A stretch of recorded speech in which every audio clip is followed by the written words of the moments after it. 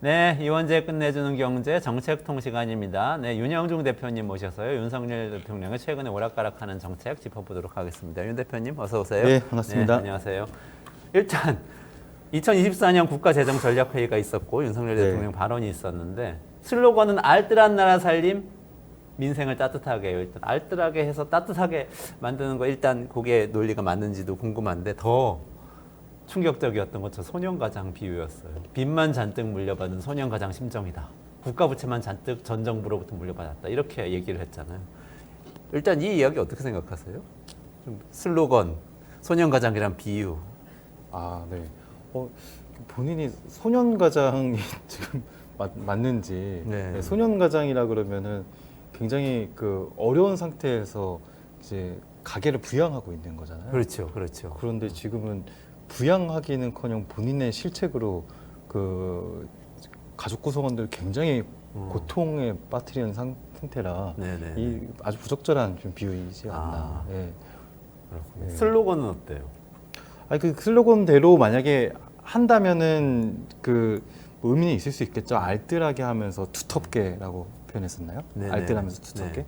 그런데 지금 실제로 하는 것은 그 일단은 알뜰하지도 않고 빈약하게 하고 있으니까 둘 다 좀 거꾸로 가고 있는 그런 상황인 것 같습니다. 예. 알겠습니다. 일단 본론이 아닌데 제가 아까 오프닝 하다가 생각이 나가지고 네, 한번 아이, 여쭤봤어요.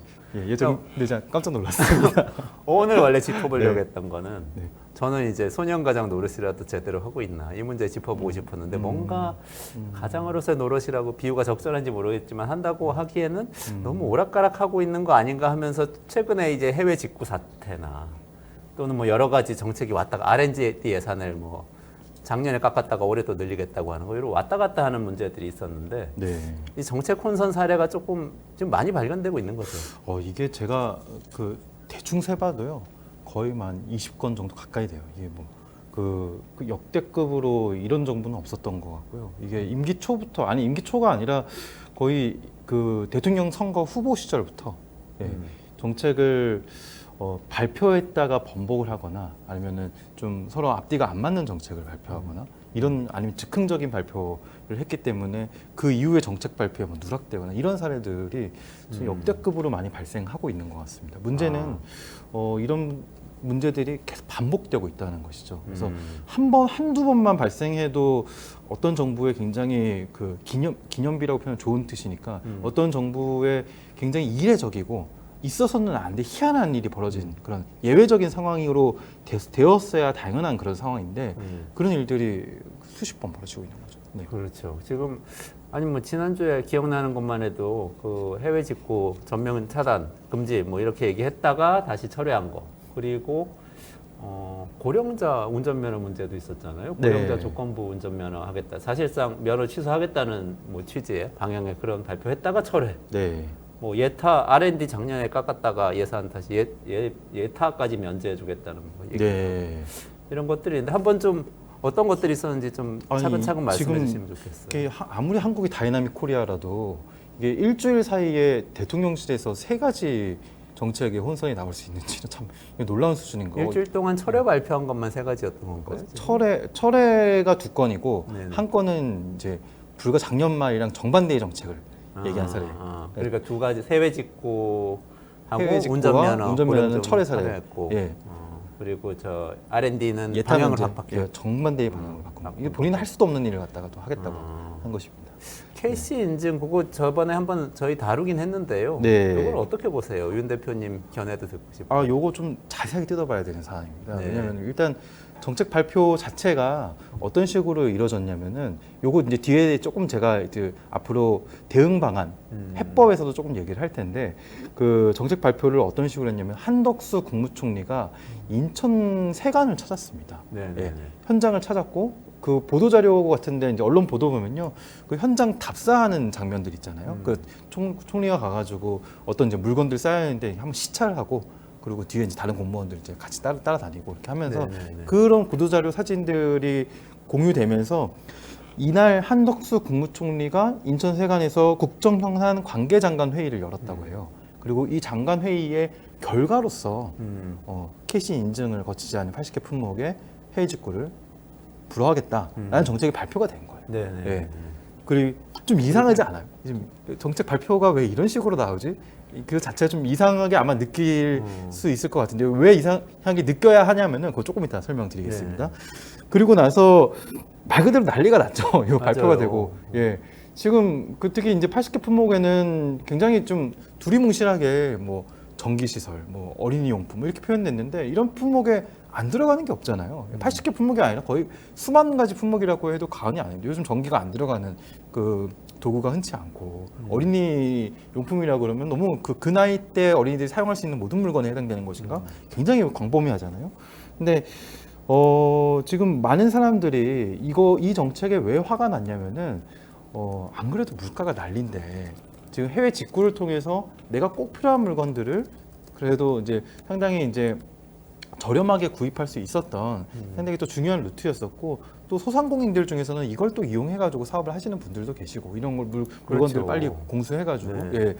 그래서 말 그대로 난리가 났죠. 뭐 심지어는 혹시 이것도 천공 그 대통령의 멘토라고 알려진 그분이 뭐 이렇게 개입한 거냐. 그래서 천공 이전 영상들 돌려보기 막 이런 일들까지 벌어졌죠. 한겨레 성공. 예, 한겨레 기자분이 칼럼을 썼어요. 데스크 기자분이 칼럼을 써서 찾아냈어요. 천공이 아, 여기에 대해서 천공. 해외 직구에 대해서 예, 발언한 발언한 게 부분이 있어요. 뭐라고? 놀랍게도 있습니다. 뭐라고? 정반대로 발언했습니다. 뭐라고요? 국산품이나 해외 직구 같은 거에서 어떻게 생각하냐고 그러니까 국산품을 애용하면 안 된다고. 그게 오히려 우리 기업을 위하는 길이라고. 그러면 천공말 들은 거 아니에요? 한덕수 국무총리는 네. 해외 직구 금지하자고 발표했는데 대통령실에서 갑자기 천공이라고 또 그렇게도 다른데 볼 수 있고. 철회시켜 이렇게 된 건 아니에요? 근데 정말 사실 웃으면서 얘기를 하지만 이런 논란이 있다는 것 자체가 정말 지금은 너무 안타까운 그런 상황인 것이죠. 당연하죠. 예. 그러니까 그거 사실은 부품 같은 거 싸게 사가지고 용산에 조립해가지고 판매하시면서 그걸로 생계 유지하시는 분들도 많은데 갑자기 비싸게 사야 되면 이게 생계 유지가 안 되는 그런 문제가 생기는 건데 갑자기 그랬죠. 그리고 운전면허건도 좀 맞습니다. 비슷한 케이스인데. 네, 아까 이제 16일에 발표한 그 직구 금지는 이제 20일에 철회를 했거든요. 네. 4일이 걸렸습니다. 근데 놀랍게도 그 20일에 사과 발표를 대통령 실장인 정책실장인 성태윤 정책실장이 직접 발표를 하면서 재발 방지 대책까지 같이 얘기를 했거든요. 근데 놀랍게도 같은 이런 날 식으로 뭔가 예. 잘못된 정책이 발표됐다가 다시 철회하는 일을 재발을 네, 이런 하기 일들이 위한. 없도록 재발 방지 대책까지 같이 발표한 마침 그날에 네. 또 사건이 터졌습니다. 네. 예, 그날에 이제 국토교통부와 경찰청이 2024년 교통사고 사망자 감소 대책이라는 네. 정책을 발표했어요. 네. 이 정책 안에 여러 가지 내용들이 있지만, 근데 가장 이제 논란이 있었던 부분은 고령 운전자의 운전면허를 조건부로 하는 것을 추진하겠다라는 부분들이 있었습니다. 상당히 뭐 취지는 좀 이해할 수 있습니다. 왜냐하면 그 앞부분에 그 교통사고에 일으킨 사람, 교통사고의 가해자 중에서 고령층의 비중이 좀 급증하고 있었고요. 그리고 또 사망 사건에서 고령자 가해 사건인 경우에 차지하는 비중도 상당히 또 늘고 있었습니다. 근데 그렇기 때문에 약간 어느 정도 취지, 왜 이런 얘기를 하려는 것인지에 대한 취지는 이해할 수 있어도 상당히 예민하고 또 이제 세심하게 다뤄야 되는 주제이고 또 나이에 따라서 일률적으로 제한한다는 것은 굉장히 또 차별적인 요소를 좀 가지고 있잖아요. 그래서 굉장히 세심하게 어떻게 보면 가다듬고 했었어야 할 그런 정책인데 근데 바로 다음 날에 우리가 좀 실수했다라고 해명을 했어요. 그래서 경찰청에서 고연령 고령자가 아닌 고위험 운전자의 자격을 제한하겠다는 걸로 고위험 운전자. 예, 그래서 이거는 오히려 직구 금지 때와는 다르게 정책 철회가 아니라 우리가 표현을 좀 잘못한 것이다. 예, 그렇게 해명을 했습니다. 아무튼 뭐 본인들의 해명과 관계없이 이제 고령자 운전자와 관련된 내용을 발표했다가 철회한 것, 밖에서 보여주기에는 철회한 것에는 크게 다를 바 없을 것 같고요. 근데 처음에 발표했을 때 고령자라고 얘기했던 자료를 배포된 배포된 보도자료에 그냥 명확히 나와 있습니다. 보도자료 특정 쪽에 이렇게 표현되어 있습니다. 고령 운전자 운전 자격 관리 라고 표현이 되어 있는데 다음 날에 보도자료를 수정 배포했습니다. 수정 배포해서 그 부분을 고위험 운전자 운전 자격 관리 고령을 고위험으로 바꾼 것입니다. 그러면서 약간 이제 설명을 더 썼는데요. 고위험 운전자의 뭐 이동권을 보장하면서도 보행자의 교통 안전을 현저하게 위협하는 경우에 한해서 고위험 운전자의 운전 자격을 제한적으로 관리한다. 이렇게 좀 표현을 좀 완화한 바 있습니다. 그럼 뭐 전 철회한 거 맞는 거 같아요. 철회한 거죠. 고령자를 철회한 거죠. 고위험자로 바꾼 거잖아요. 예. 사실 고령자 아닌 분들 중에 당연히 위험하게 운전하는 분들이 계시겠죠. 네, 이게 철회한 거죠. 네. 그러네요. 놀랍게도 이게 끝이 아니었습니다. 네. 네, 일주일이 굉장히 길죠. 네. 예. 놀랍게도 이게 끝이 아니었고, 지금 이렇게 정책 혼선이 뭐 내놨다가 처리하는 걸 두 차례 반복하니까 언론들이 당연히 가만히 있지 않죠. 네. 예. 그래서 이런 정책 혼선의 사이를 또 찾아냈습니다. 놀랍게도 일주일 안에 있었습니다. 네. 아까 이제 직후 정책 발표가 16일에 있었다 그랬는데 17일에 대통령이 국가 재정 전략 회의를 했거든요. 그 자리에서 성장의 토대인 연구 개발을 키우기 위해 예비 타당성 조사를 폐지하고 투자 규모를 대폭 확충하길 바란다라고 말했어요. 자, 이 발언이 어떤 문제가 있냐면은 불과 작년 예산안에서는 우리가 역대급으로 역사상 있어본 적이 없는 수준의 R&D 예산을 직접 삭감했고 삭감의 근거로 내세웠었던 것은 카르텔을 맞아요. 들었던 사람이 바로 R&D 대통령입니다. 카르텔. 네네. 예. 그런데 그거를 이제는 이 R&D 예산을 늘려야 한다는 걸로 말 바꾼 것을 넘어서 이제는 아예 정책을 정반대의 방향으로 나가건데 좀 정반대 나간 것도 좀 과도하다는 것이죠. 또 어떤 정책 발표 자리가 아니라 이 정부의 지속적인 문제는 어떤 회의 자리나 자기들끼리 회의 자리에서 어떤 걸 결정한 것을 보도자료 형식으로 밖에다 알린다는 것이거든요. 그래서 그렇게 국가재정전략회의에서 예비 타당성 조사를 폐지하겠다. R&D에 한해서만 국가 어떤 사업, 그러니까 예비 타당성 조사에 대한 설명을 조금 드리면요. 우리가 국가 예산 사업이 굉장히 다양하고 사업마다 뭐 재정 규모가 큰 것도 있고 작은 것도 있잖아요. 근데 재정 규모가 일정 규모 이상인 것은 이게 타당성이 있느냐라는 것을 평가받은 뒤에 추진해야 된다는 것이 예비 타당성 평가 제도입니다. 근데 예비 타당성 평가 제도는 국비 기준으로는 300억, 총 비용 기준으로는 500억 이상의 모든 사업들의 대상입니다. 근데 이 예비 타당성 조사가 뭐 한창 논란이 됐었던 중요한 이유는 지역에 있는 많은 개발 사업들이 예비 타당성 조사를 거치면 별로 타당성이 좋게 나오지 않는다는 게 문제였거든요. 그럼 뭐 개발 사업 그렇죠. 그렇죠. 부산 가덕도 공항 뭐 그게 가장 최근에 굉장히 그렇습니다. 중요한 논쟁이었고. 예, 그렇죠. 그래서 예비 타당성을 폐지해야 한다는 논쟁은 항상 그런 지역의 개발 사업에 네네. 한정된 얘기였었는데 대통령께서 갑자기 R&D 사업에 대해서는 전면 폐지한다는 발표를 한 것입니다. 근데 이게 찾아보면요, 예비 타당성 조사는 국가재정법에 몇 조 몇 항에 아주 명시되어 있습니다. 그것도 대통령 시행령이 아니라 몇 조 몇 항에 300억 원 이상의 사업이라고 아예 그 예산 규모까지 정해져 있습니다. 이 대통령이 어느 분야에 한해서는 뭐 300억 원 이상이어도 폐지한다 이런 것들을 말 한마디로 할 수 있는 그런 사항들이 아니거든요. 예, 총선에서 좀 여당이 대패한 직후에 대통령이 여러 가지 발언을 내놓고 있는데 당연히 국회에서 해야 할 일들을 대통령이 굉장히 즉흥적으로 여전히 계속 얘기를 하고 있다는 것이죠. 일주일 동안 세 가지 큰 사건이. 예, 일주일 너무 다행입니다. 근데 뭐 고령 운전자 문제는 조금 뭐 정책의 사이즈로 보면 작다고도 할 수 있는데 예타를 이렇게 뭐 면제해주기 시작하면은 일반 사업에서 300억 이상 내는 것 중에서 국가에서 중요하다고 하면 하나씩 다 면제하기 시작해야 되는. 그렇죠. 사실상 네, 무력화된 네. 이런 뭐 완전히 틀을 바꾸는 이런 것도 있고. 한 분야에 한해서 다 폐지한다는 게 맞느냐는 또 앞으로 그러면 지역에서 하는 개발 산업은 다 폐지하겠다. 뭐 그런 식이 될 수 있잖아요. 예, 이거는 사실 논리적으로도 성립되지 않는 그런 주장이고요. R&D라고 했지만 R&D 아니라 뭐 예를 들면 경제를 살리기 위한 뭐 SOC 특정한 어떤 경기가 나쁜 경우에 SOC 사업에 대해서는 면제하겠다 뭐 이럴 수도 있고 그렇죠. 뭐 여러 가지 문제가 생길 수 있는데 돌출적으로 나왔다 지금 이 말씀이시죠? 그렇죠. 예. 이게 근데 이번 주만 그랬던 거 아닌 것 같은데 생각해 보니까 그렇죠. 예, 일주일 동안도 이렇게 다이내믹한데요. 예, 지금 정말 2년이 정말 긴 것 같습니다. 네.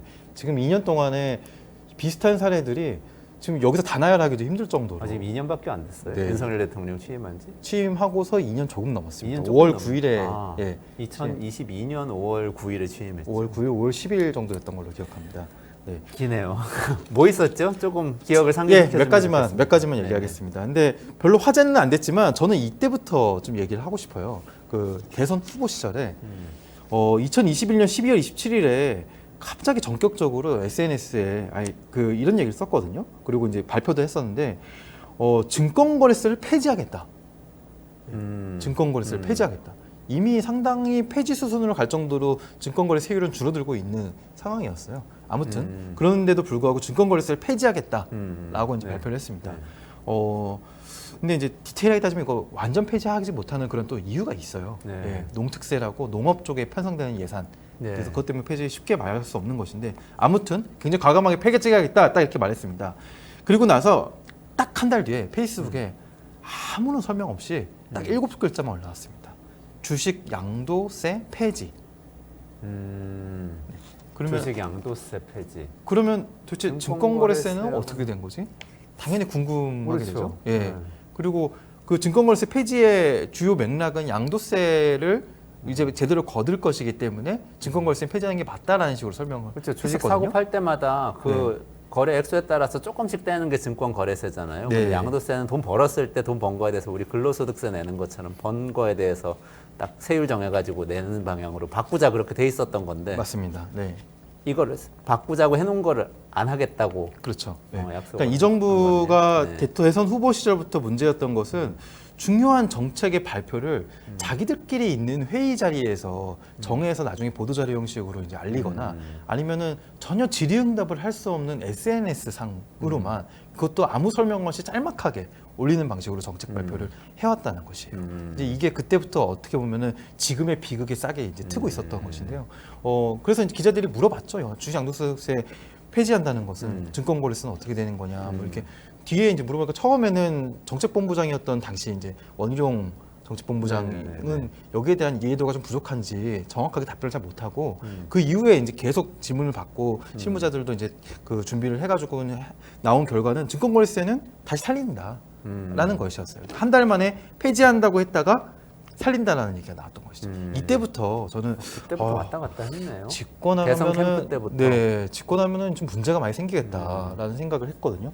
네, 아니나 다를까 취임 후 3개월 뒤에 대형 사고가 터집니다. 이게 뭐였죠? 예, 갑자기 이때 교육부 장관, 네. 장관의 첫 교육부 장관이 굉장히 좀 늦어지고 있었거든요. 네. 어떤 분이 이제 낙마하기도 했었고 그 이후에 이제 들어오신 분은 강행해가지고 이제 겨우겨우 3개월 뒤에 업무 보고를 대통령이랑 독대에서 업무 보고를 제가 여기 방송에서 여러 번 얘기했지만 네네네. 독대 업무 보고도 참 희한한 방식이었는데 독대 업무 보고를 하고 그 자리에서 보고하고 좋다라고 해봐라고 얘기한 정책이 뭐였냐면은 초등학교 입학 연령을 한 살 앞당긴다는 것이었습니다.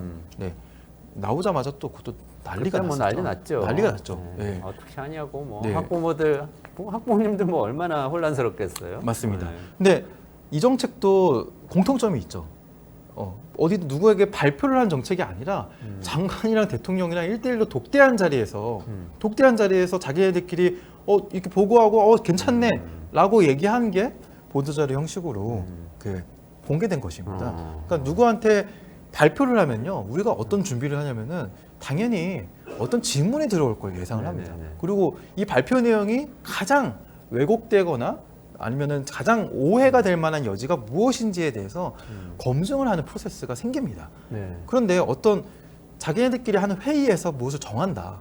특히 생각도 비슷하고 그런 이제 이런 오해나 이런 가능성까지 심각하게 할 만한 사람들이 모여 있지 않은 곳에서 자기네들끼리 결정할 경우에는 이런 스크리닝 과정을 거치지 못하게 됩니다. 이 정책도 대표적으로 그런 사례 중에 하나였습니다. 그렇군요. 네. 다른 사례들도 좀 쭉 한번 말씀을 해주시면 좋겠어요.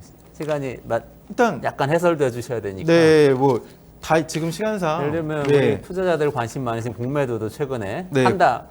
공매도는 폐지했다가 지금 또 뭐 다시 되돌린다는 얘기도 있고 지금 혼란스러운 게 많아요. 예전에 주 공매도를 69시간 그것도 뭐 하겠다고 했는데 지금 뭐 어떻게 된 건가? 장관이 이제 이정식 네. 장관이 월마다 노동시간 다르게 차별적으로 적용하는 방안을 담아서 69시간이라는 표현을 또 썼었는데 네네네. 그 표현은 잘못된 표현이다라고 이제 또 나중에 얘기가 나왔었고 대통령실에서는 이제 그 정책에 대해서 이제 철회하는 얘기를 하고 다시 뭐 국무총리는 여전히 한다고 얘기했다가 끝까지 혼선이 있다가 나중에 또 이제 안 하는 걸로 안 하는 걸로 정리가 됐었습니다. 근데 나중에 워딩을 내가 정리된 워딩을 홍보하는 걸 봤는데 그거는 일하고 싶을 때 몰아서 일하고 쉬고 싶을 때 몰아서 쉴 수 있게 해주겠다. 휴가를 2달 동안 갈 수 있게 해드리겠습니다. 1년에. 뭐 이렇게 홍보했잖아요. 밥 먹는 것도 몰아서 하고 육아도 몰아서 하고 좀 그럴 수 있었으면 참 좋겠습니다. 아니 근데 네. 어쨌든 간에 그건 안 하기로 한 거예요.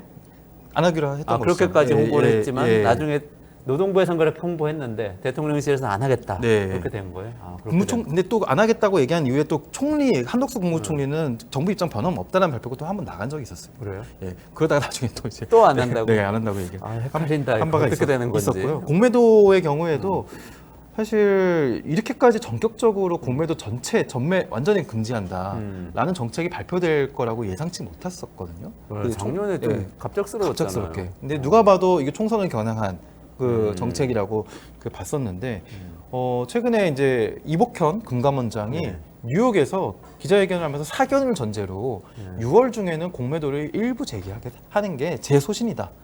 라고 발언을 했어요. 아니 예. 금융감독원장이 사견이라고 하면서 자기가 관할하고 있는 네. 정책에 대해서 의견을 얘기하면 그게 어떻게 사견입니까? 아무래도 이제 그 미국의 연준이나 뭐 이런 데서는 그 몇 가지 이제 약간의 힌트나 단서를 주는 것만으로도 시장이 막 움직이잖아요. 네, 그러니까 네. 이복현 원장도 뭐 그런 거를 사실 그 정책의 낌새를 조금씩 주고 그 다음에 이제 여론을 살펴본 다음에 그 정책을 조금 더 추진해 나가고 뭐 이런 아니면 추진할지 말지 결정을 하고 이런 식의 프로세스는 아주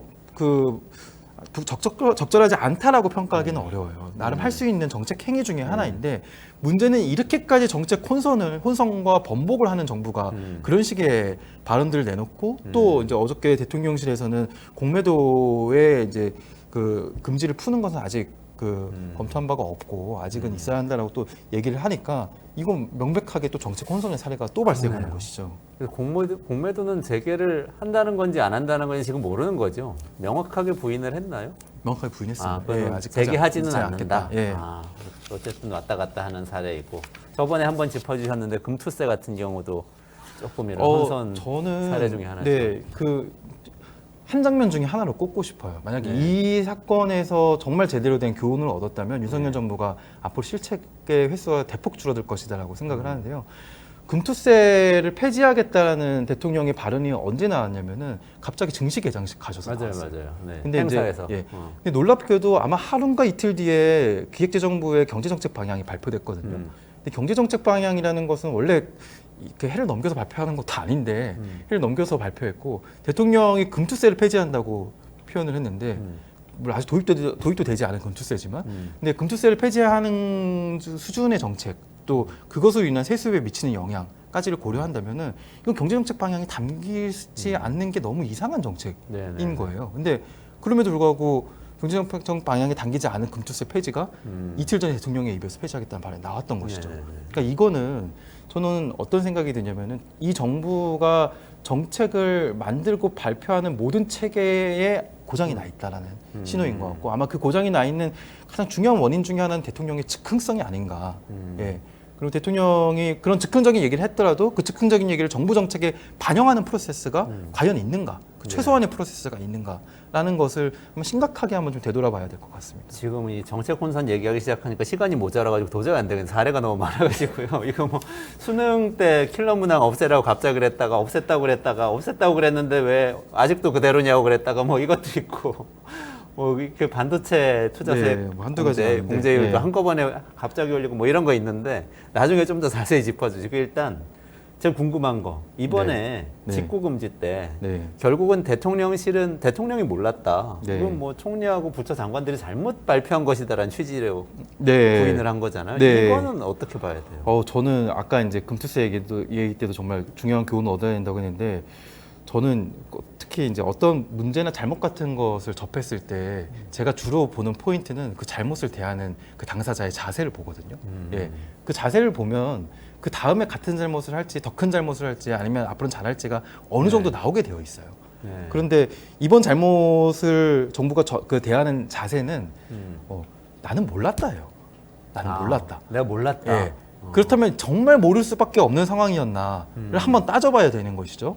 보통 여러 부처들이 같이 준비하는 정책들은 뭐 컨트롤 타워가 있습니다. 그렇죠. 컨트롤 타워가 대통령실일 수도 있고 많은 경우에는 국무조정실, 국무총리실 산하의 국무조정실이 컨트롤 타워 역할을 맡습니다.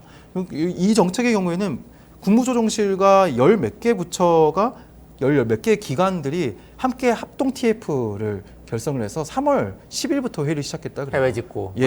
네네. 3월 10일부터 5월 16일 발표 때까지 무려 2달이 넘는 기간 동안 20번이 넘는 회의를 했다고 합니다. 네네네. 그렇게 회의를 하고 나서 발표한 정책인데 그거를 대통령실도 모르고 대통령도 몰랐다라고 성태현 실장이 발표를 하는 내용을 보고서 이거는 저는 그런 생각이 들었어요. 정말 몰랐다면 정말 몰랐다고 해도 몰랐다라고 얘기하면 안 되는 상황이었다고 생각합니다. 이건 몰랐다고 얘기하면은 앞으로 국민들이 과연 정부가 발표하는 주요 정책들을 이번에도 대통령이 모를 수 있는 거 아니야? 대통령실도 파악도 못 하고 있는 거 아니야? 이렇게 그리고 뒤집을 수 있고. 예, 그리고 또 뒤집을 수도 있고 이렇게 생각할 앞으로 정부가 발표하는 모든 정책의 현장마다 이 대통령실과는 얘기가 된 정책입니까?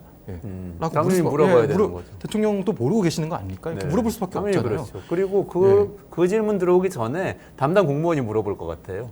저 이거 이렇게 기한해가지고 올리는 거 대통령이 알고 계신가요? 네. 이거 모르면 나중에 제가 이렇게 했다 제가 화를 입는 거 아니에요? 당연히 담당 공무원이 나중에 승진해서 불이익 받을 수도 있고 그렇잖아요. 이 몰랐다고 말하면 정부에 대한 신뢰가 완전 추락을 하고요.